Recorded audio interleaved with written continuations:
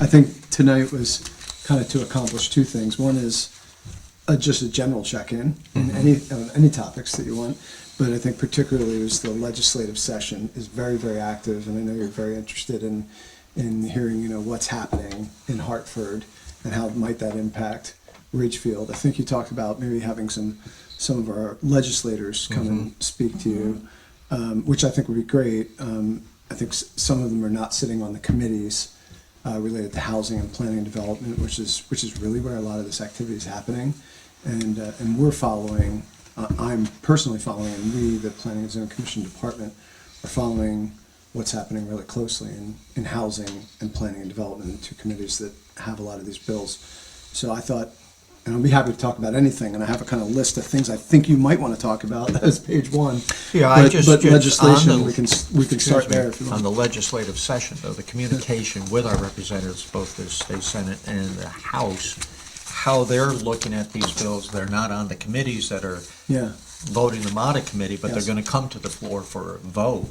Where are they at, and what are they thinking, and are they in alignment with the town of Ridgefield overall? That's exactly what I thought I'd share, Yes. to the best of my knowledge. And a big caveat is, some of this is what I hear from talking to people in the legislature, in the kind of arena. So some of it's informal, some of it's formal, and I'll try to distinguish between what we know. So in the legislature, the bill that's probably most important to be aware of is what's called the Fair Share Bill. It's HB 6633. It's first on this list if you're looking on the Excel list. And by the way, I have a one-page summary of Fair Share. There's like a third page on that. Yeah. So Thank you. Fair Share is frankly a really pretty scary bill. It's pretty extreme in terms of what it would do from an impact standpoint. Yep. And I can summarize that in more detail.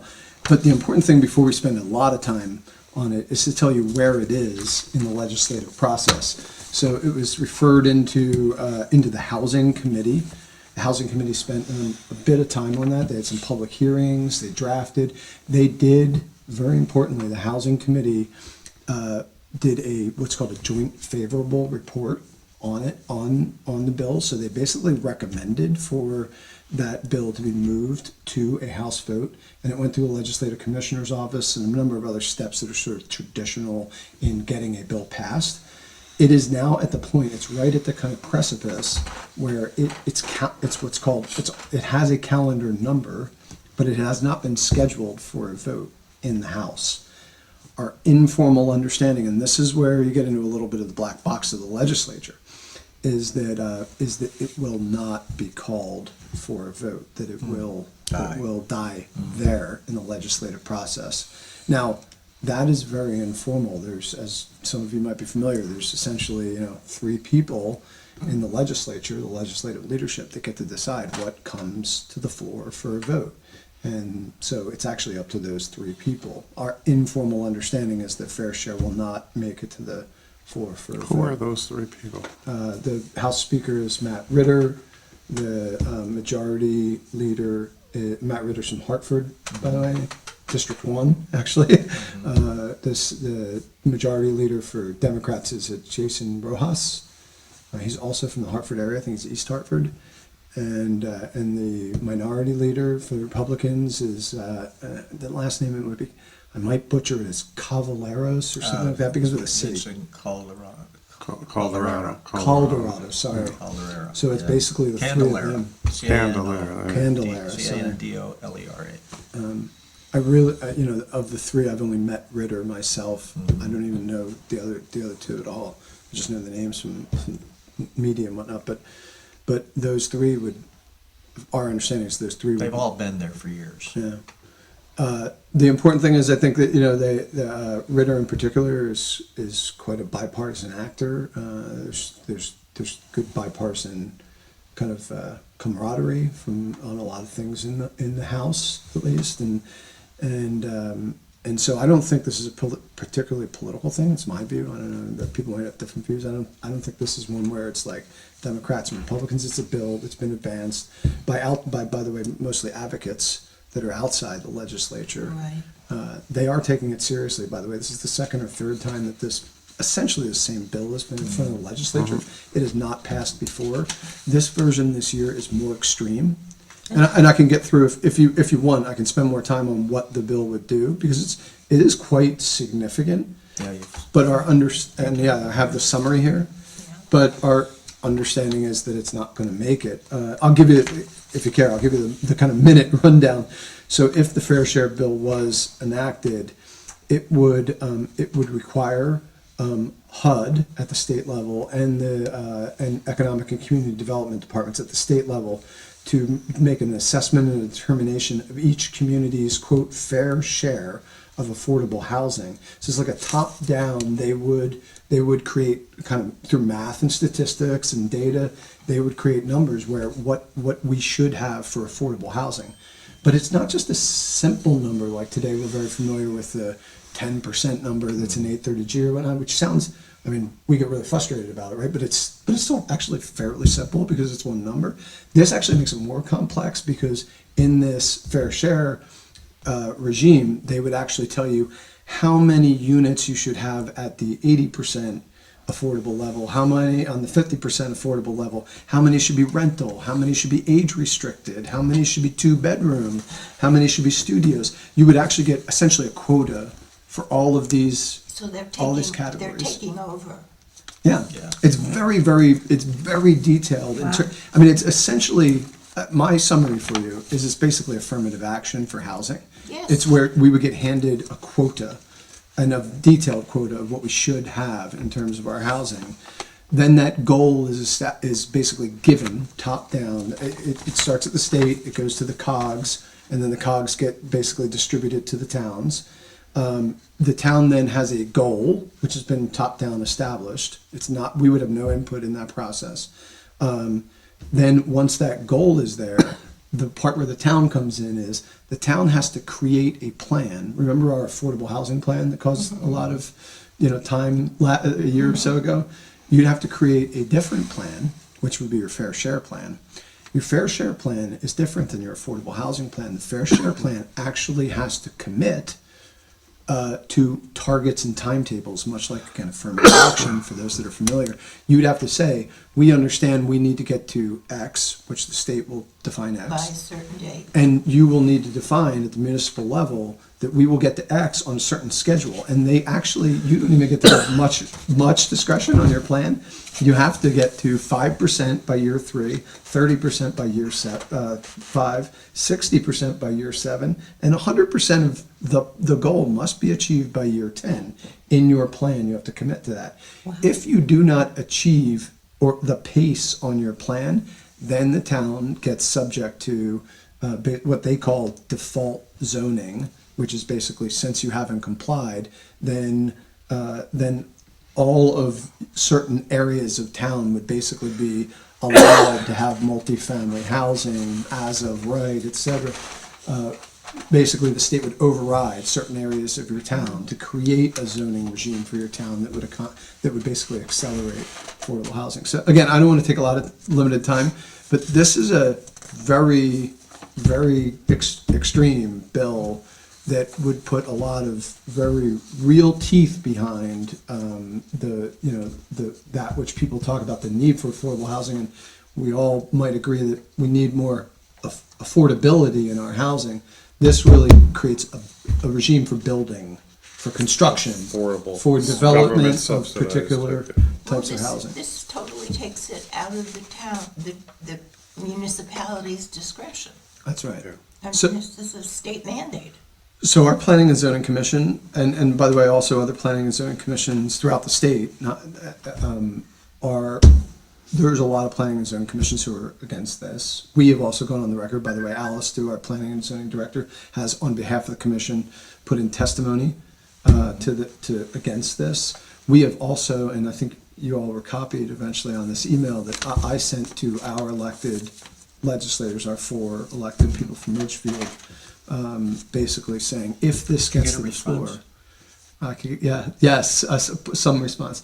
We have said officially, if this gets to the floor, we want you to know that we do not support this, and we would like you to vote against it. It's just too extreme. Yeah. And we feel very strongly about this one.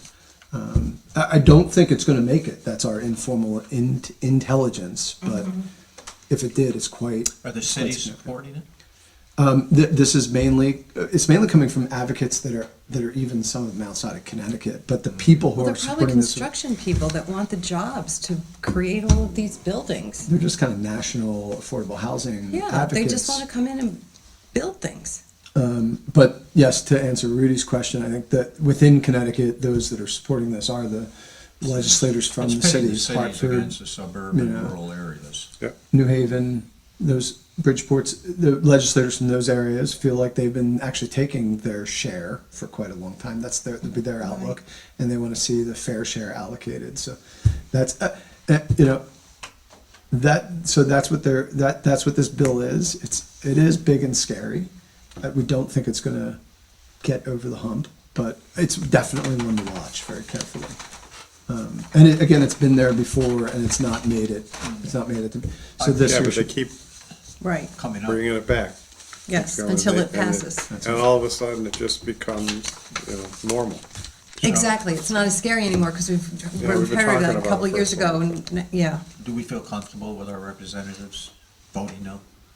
I can't guarantee that. It would No, be I know irresponsible to that. say that, but I mean, so when I sent that email, which I mentioned, and you all got a copy of it to the 4 representatives saying, on behalf of the Planning and Zoning Commission, we would like you to vote against this.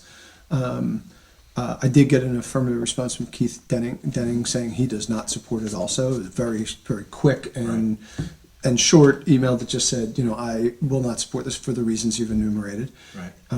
I didn't get a response from our 2 state senators. I just didn't get a response. I haven't talked to them, so I don't know.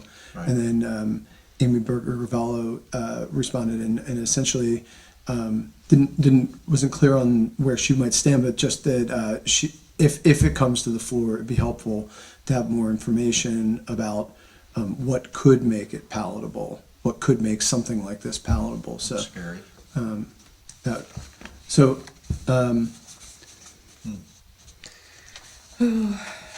The second one, just to move down the list, yeah, that we don't think that's going to go far, but that's the top one to be concerned about. The second one is transit-oriented development. It's also called, you might be heard the term work, live, ride. Work, live, ride is basically being sort of sponsored and backed by an organization called Desegregate Connecticut. The first one, by the way, was Open Communities Alliance, is the main lobbying organization that's behind that. Work, live, ride, desegregates, advancing that. We certainly have an opportunity with Branchville with transit-oriented communities. I think many towns and areas could say it's great to have transit-oriented development. It's a great idea. I think the rub, the issue in this bill is that it's not clear. And I think you could have one person sitting here and saying they think they're clear, and you have one person that says I don't think I'm clear, but it is not, in my opinion, it's not clear. This bill essentially says that, and I have a summary here, a 1-page summary. It's your second page on that. It essentially says that the municipality, a municipality which has a transit hub, like, and Branchville will qualify, by the way, for us, can create a transit-oriented development around that hub. And if they do create that, then they can qualify for the term is called discretionary infrastructure funding. And it's actually in that definition where the tricky part of this bill is.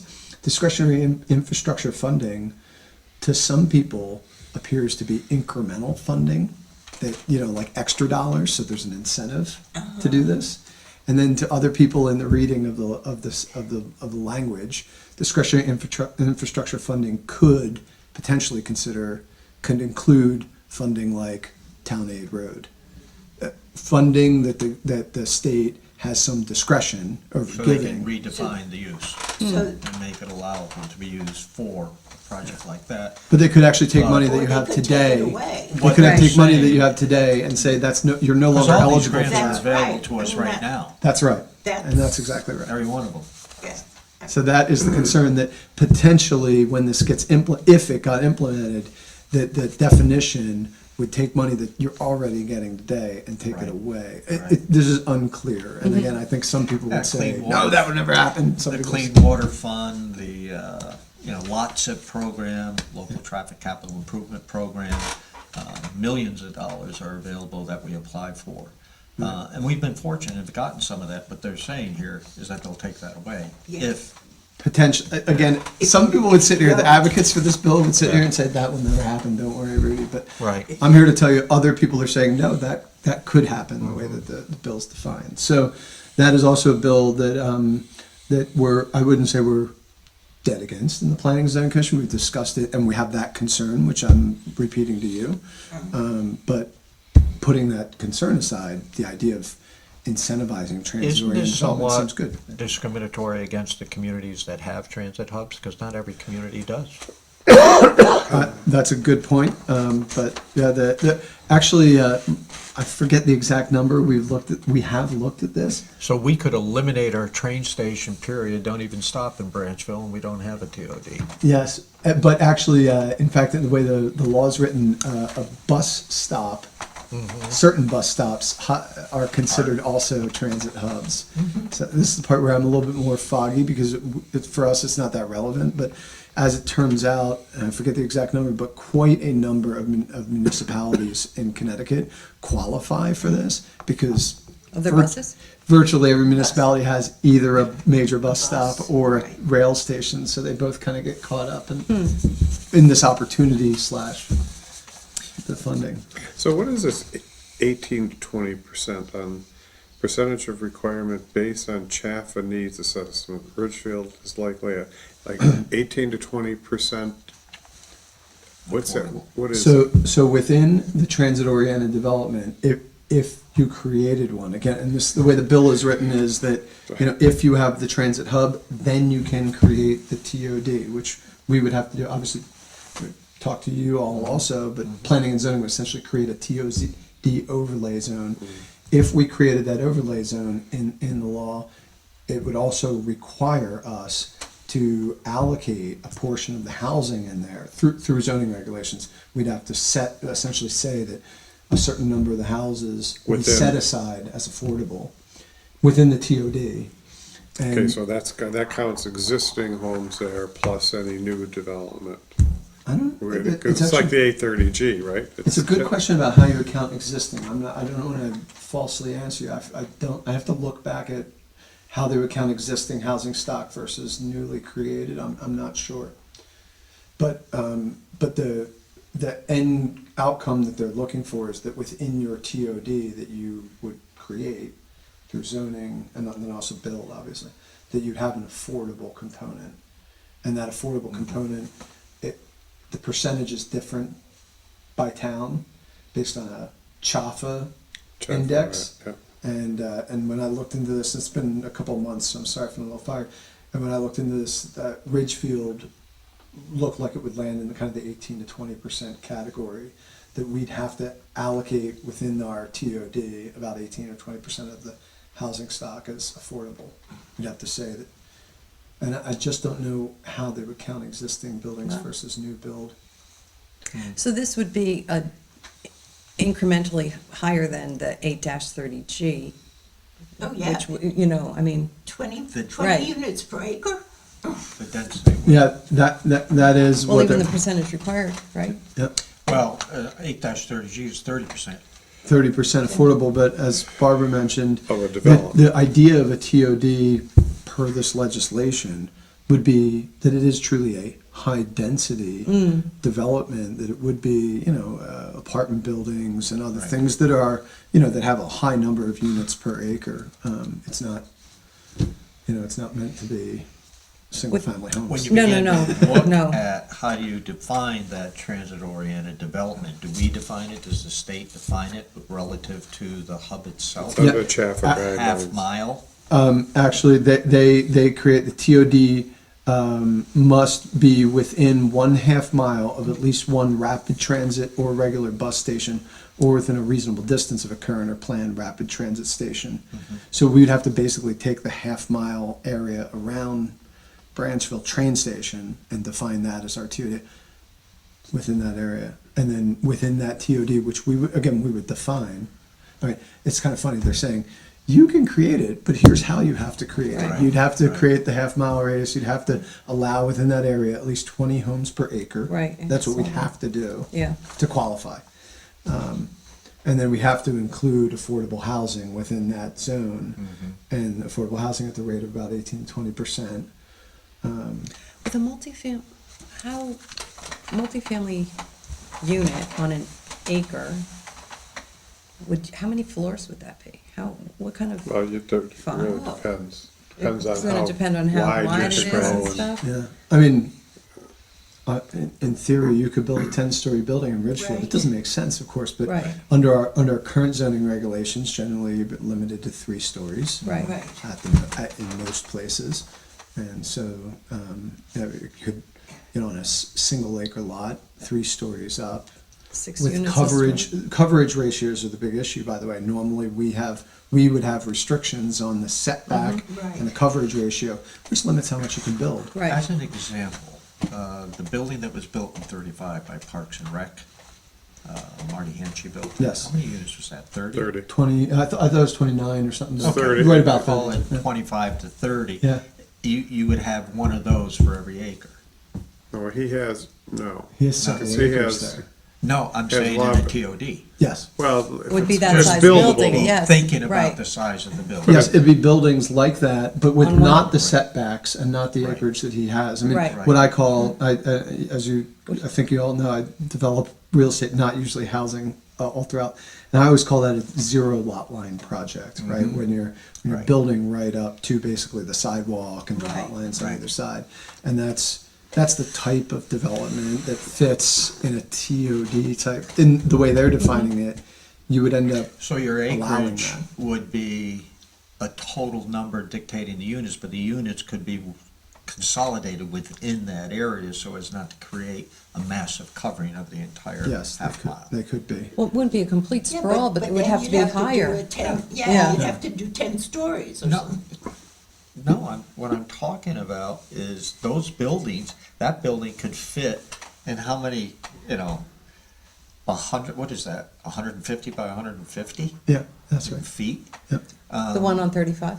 Yeah, and it's 3 stories, so Right. you have, maybe it's a little bigger, 200 by 200, I don't know. But clearly it's more not- than it's 20. not- No, it's more It's not rectangular, but I see he has 30 units in there, there's, Well, yeah, But what you would know, but you have to look at the wetlands, and you can't build as, it's buildable area too, yeah, but, but I'm just thinking about Right. that footprint has at least 20 units in it. Right. That's well, that's, And if you Yeah, built them which is a good- with You have to put a sidewalk that on and an a little acre. walkway Yeah. in between, you can build a lot of those and a Yeah. lot less, and Yeah. get the density for the whole half mile in a much smaller area yes. with the density. and normally with a TOD, you'd also do ground floor retail. I mean, that's what most planners would advocate for anyway. So you do ground floor retail, and then you do Right. a kind of, as you're using the Marty Hanshee building, Or you what do we're a Marty gonna Hanshee see- building above ground floor Right. retail. What we're gonna Yeah. see right here on Bailey Avenue. That's Their good. ground That's floor similar, retail yes. there. Yes. Yeah, that building is, that project, which is now approved, is actually honestly, less intensive than what you're talking about here. Because here you'd have more ground floor retail. Right. And have probably Okay. more units above. So where is this bill, work, live, ride? We understand, so this one is far along also in terms of the legislative process. So it is in as of April 6th. This is the far right on the column, Yeah. if you're looking at the Excel. It's transit oriented development, first one, LCO, April 6th. So it went to the legislative commissioner's office on April 6th. It's essentially where they, where they sort of give a final legal opinion that the law looks good from a nonpartisan legal standpoint. And the next thing that will happen is we'll get a calendar, and then once it gets a When calendar. does the actual voting start on the floor? Oh, I thought somebody might ask that question, so I actually brought the legislative calendar for Yeah, you. I know. And really the kind of executive summary for you is the joint favorables for most all have to, either they're passed already or they have to be done in later Next April. week. And then, late April, May, voting will be done. Now remember, voting's already happening now, so some of these things could be called tomorrow. Wow. But if they're not done by late April, May, they're Right, probably they're not not gonna gonna happen. happen. As you know better But it's a than me. long session this year as well. Yeah, it is. So when does the voting have to be concluded by? Because sometimes don't know the answer they to go that. on for quite a while. I think the session ends like the first week of June. June, yeah. Yeah. I know it's June, but I don't know Yeah, the the exact beginning date. of June, first week of June. So what can we do as a board, as a municipality? That's another one where, similar to what the commission have already done on Fair Share, I think it's really just about making sure that our legislators who ultimately may vote, none of them have voted on any of this yet because it's all been in committee. Right. But, ultimately they may have a vote in front of them, and I think we need to make sure our legislators know what our concerns are. So if we were to invite them to a Board of Selectmen's meeting in the next couple of weeks, would planning and zoning appreciate a joint meeting? Can we do that? Sure. To brief all of us, Sure, I can. because their time's valuable Yep. at this time of the year in Hartford, they're Yep. very busy. Because I believe some planning and zoning commissioners would like to be a part of that. Yeah, and we would be happy to be part of it with you, and that actually just adds weight to our message. I mean, sometimes we're sending these messages, That's, Yeah. as the planning and zoning commission, we would appreciate we the wanna extra send weight it of as a community. doing it with you as Right, well. right. That's awesome. Right. Do you feel that? We're already doing it with other doing planning and zoning something like that would it kind of give the appearance that we're teaming up on them and? Oh, I think. No, I I think think we're it's working representatives of the together for the, community. no, I you're know, right, yeah. I know. They need to hear from the representatives of the community. Right. And I think that if we did have a joint session like that, we'd have pretty good public attendance Oh, I also. would think so too. I do, I I think, would think so too. I would think we'd have to have it somewhere else. yeah, probably. Yeah, Definitely. I think it was Rudy that said at one of your meetings, unfortunately, sometimes people vote, we all know that people vote along their party lines, sometimes they get whipped into a vote, and so I think making sure that our elected officials know what their communities Because the is caucus important. can really be powerful in persuasion. Yes, yeah. You need, So you can need the to, people that they're representing. be right now, powerful. but Yeah. that's what we need to wake up. Yeah. Yeah. You asked about the housing authority coming? Yeah. I didn't actually, I didn't There's- understand the question. Yeah, there's a bill to allow, for example, an Danbury. abutting housing authority Oh, yeah. Yeah. to our Yeah. town Yes. to be able to come into Ridgefield. Within 15 miles, it's a big, right. it could But I basically think cover all it of needs to Ridgefield. be An a abutting cooperative housing agreement Yes. that Ridgefield would need to agree to it as well, because there may be some communities that need the oversight of a housing authority, would like to build something, but don't have the housing authority and say, hey, why don't we just have Danbury? That's Oversee my, that. Rudy's understanding is also my understanding, that cannot happen in like sort of a hostile format where they just come in for, they actually have to have a partner in the town, i.e. the Ridgefield Housing That's Authority. not would how have to I say read that it, but they're I may be wrong, but if you don't know anything about it. That, then, I know just what Rudy's. they'd have to be invited in or That's- something Have like to have that. a partner. No, That's Okay. that's Oh, not how invited. what I read it. thought, but. Yeah. You read it so that they could come in arbitrarily. Well, I don't want to say arbitrarily, but they have a lot of authority to come in. Let me see if I have my notes on it. Just, Just the housing authority, what we were saying is that in this bill, and I don't know if it's been modified since this, but an area of operation includes the municipality in which a housing authority is created under the provisions of this chapter, and may include a neighboring municipality, provided the governing body of such neighboring municipality agrees by proper resolution to the extension of the area of operation to include such neighboring municipality. So I hope it's still there. I don't know.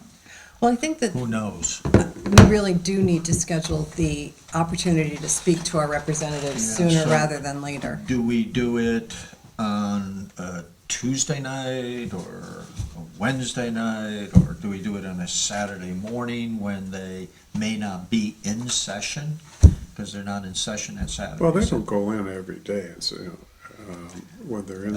They have meetings, committees Well, have they have meetings. their, yeah, but they usually have them, depending on there's A and B. But I don't know when they committees. are. Yeah, but I mean, the point is that we can find out which days they're not in Hartford, and, For sure, we know all of them are not in there on a Saturday.